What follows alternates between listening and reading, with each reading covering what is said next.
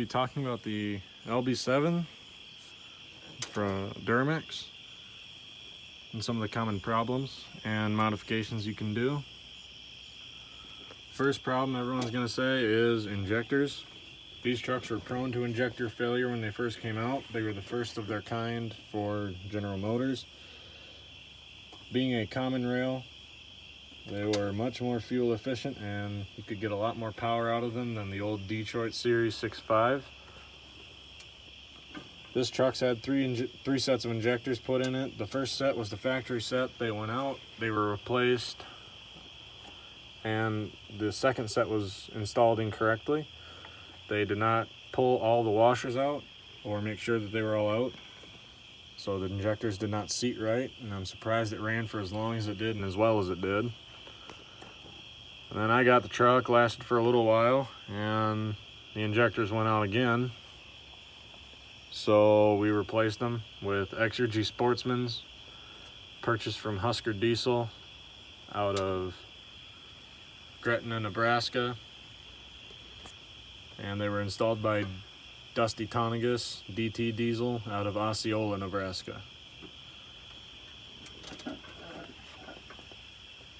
Big thing with these is they push about 26,000 PSI through the fuel rail, so you can imagine what these things go through daily. Make sure you just take your time if you do them, and don't cheap out. If you buy cheap injectors, you're probably gonna have to put another set in at some point in time. If you buy good injectors, you'll probably never have to worry about them. You can tune a stock LB7 injector up to about 500, 600 horse, but anything after that, you're gonna run into defueling issues where it's not getting enough fuel into the motor to make the power, so it's gonna cause some problems. Another big thing is head gaskets, and that really only happens on the passenger side, right by your exhaust manifolds. You can see your manifold right there. There comes your up pipe to your turbo housing and down to your down pipe. What I did is I heat wrapped the down pipe so it takes some of that heat away, a lot of that excess heat from this back corner right here. And that kind of helps save your head gaskets a little bit. There's still going to be a lot of heat generated from the manifolds and up pipes, but if you take some of it away, it's going to relieve some of the stress that it goes through. Another common flaw on these trucks was the transmission that was mounted to this engine. These trucks came with a 5-speed automatic transmission from Allison. They're a pretty good transmission if you don't push a lot of power through them. Once you get above about 90 to 100 horsepower over the stock, it will start to go into what's called limp mode, where it'll lock itself into third gear and just not run right.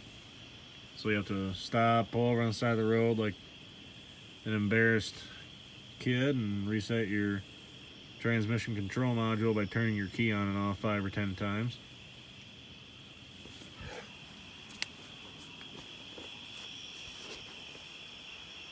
So those are the two major problems with the LB7s.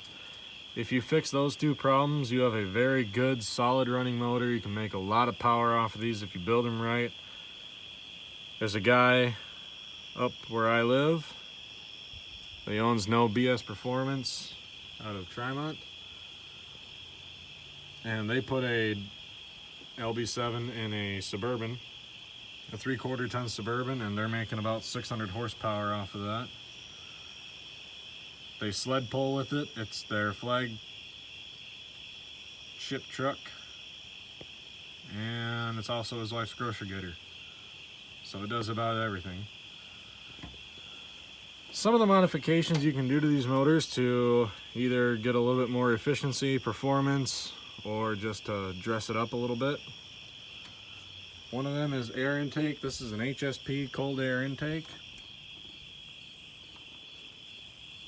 And it's powder coated purple. Pretty dirty. I drive down gravel roads every day for work. But it's powder coated purple. comes with an S&B air intake. This one's pretty dirty. Like I said, I drive down gravel every day, so not a whole lot I can do about it. Probably clean that out pretty soon. This comes with all your mounting hardware that you'll need, except for the 3 bolts down here. And if you've never replaced an air filter housing, probably should get some new ones that work. Those ones are all rusted out. Comes with a boot, connects it to the turbo horn, which you can replace to a bigger diameter, inside diameter, but it's kind of a bitch and a half to get to. There's 3 bolts, 2 are on the top side and one's down in the valley. I don't know if you can see it from here. Right there. Should be down there. That one's the pain in the ass. But it comes with this, and comes with 2 V clamps, or V band clamps. I really like these. Never had a problem with these failing or popping off, because they have a nylon threaded nut that goes over a bolt. Just tighten it down with a wrench or an impact. If you use an impact, don't overdo it. They're not that strong, but they are pretty strong. I believe they're vibrant band clamps, but I also could be wrong. Yeah, so that's the air intake. I also run tunes on here. I'm running EFI Live, which is, in my opinion, hands down the best tunes for any Duramax. They are mapped to your motor. They are not just some generic codes that are generated by a computer. They are flashed onto your engine control module, and they are very efficient. I love them. I recommend them to anyone looking for tuning. And as far as monitors, I have a Edge CTS2 for all my gauges.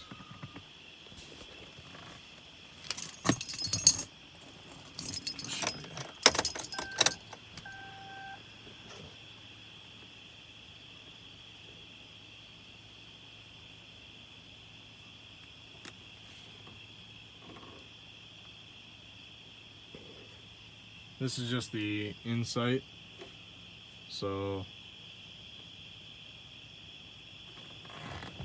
you can hook it up to your EFI Live and switch it from on the monitor, or you can get the DSP5 switch, which is that little knob, and a lot of people mount them right here. So you just reach up, turn it from 1 to 5, 3, 4, 2, whichever one you want. You get a lot of gauge options with this. Right now I just have it on the old style. I have my EGTs, my RPMs, boost, transmission fluid temperature, engine coolant, desired fuel rail pressure, and intake air temperature for your manifolds.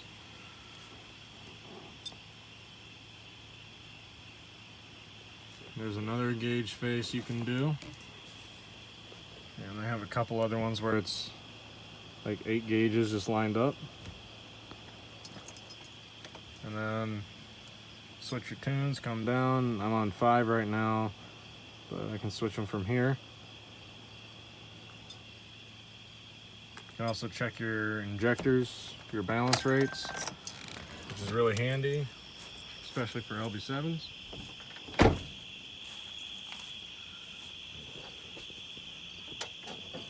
Another thing with LB7s is that their fuel pump is a CP3 fuel pump, and the CP3 actually has to pull fuel all the way from the tank up to the motor. So a good thing to invest in. They are a little bit spendy, but I highly recommend them to anyone that has a Duramax, or really any diesel for that matter, Cummins or Power Stroke, is to get an aftermarket fuel pump. I have the AirDog 100, so it's a little bit of an older style AirDog, but it runs quiet. A lot quieter than some of the fast models where they just howl and scream at you whenever you turn the key on, kind of like most Cummins do. But the air dogs come with a water separator and a fuel filter. So you get twice the filtration down here, plus the fuel filter that's already on the motor, which is on the passenger side, right next to your AC condenser. This is the cat fuel filter with the cat fuel filter adapter from Sinister Diesel. And this just screws right onto your fuel filter housing head. So this kit will come with the spacer, the gasket that goes on the inside, and comes with this spacer right here that you'll need because it is a little bit wider than an actual fuel filter. And the bolts for those are on the back right here. Another thing, doesn't really do anything for power, but this little bleeder screw, the one that comes on the stock, is plastic and it just wears away really fast, so I replaced it with a metal one. I think they're like $5 on Amazon, maybe $8. A lot of guys I know run these cat filters because they offer really good filtration. The more filtration you have on your diesel, the better. So don't cheap out and just delete it with that little kit.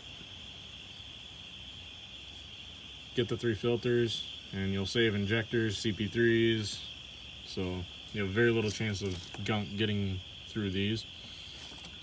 You want to change this one about every 15,000 miles or about every other oil change.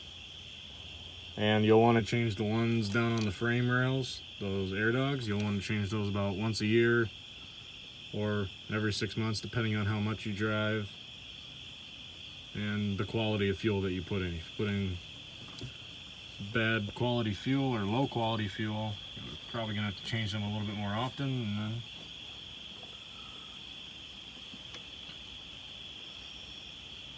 now, a way to test if your head gaskets do go out is you just come over here and when the truck's not hot, squeeze your coolant hose, and if it's rock hard after sitting for a while, that means that there's air in the system and that's not supposed to happen.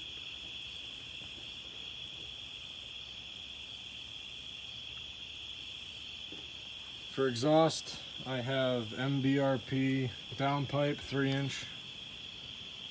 Comes down to a 4-inch under the cab, switches to 5-inch about mid-cab, and it comes out the back right here to this tip.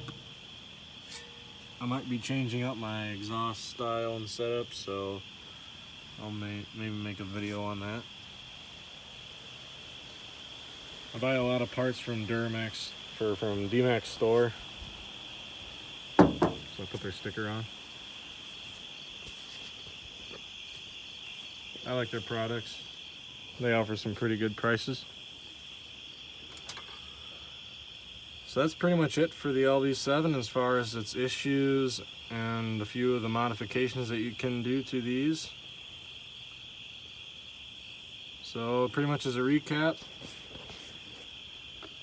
injectors are a big problem. If they haven't been done or haven't been done in a while, have them tested.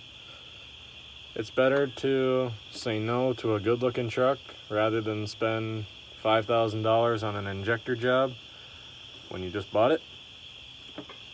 The head gaskets on the passenger side are prone to failure, so I would recommend, if you have a stock downpipe, put heat wrap on it. If you have an aftermarket one, put heat wrap on it. It just helps keep some of that fuel or some of the excess heat away from this head gasket and helps prolong the life of it. Transmission is a 5-speed Allison. It does not hold a lot of power, but if you build them right, they will. I know guys that are pushing a lot of power through LB7s, and they're just a really good motor. So should you buy one? Yes. I would recommend an LB7 to anyone that's looking to get into the diesels.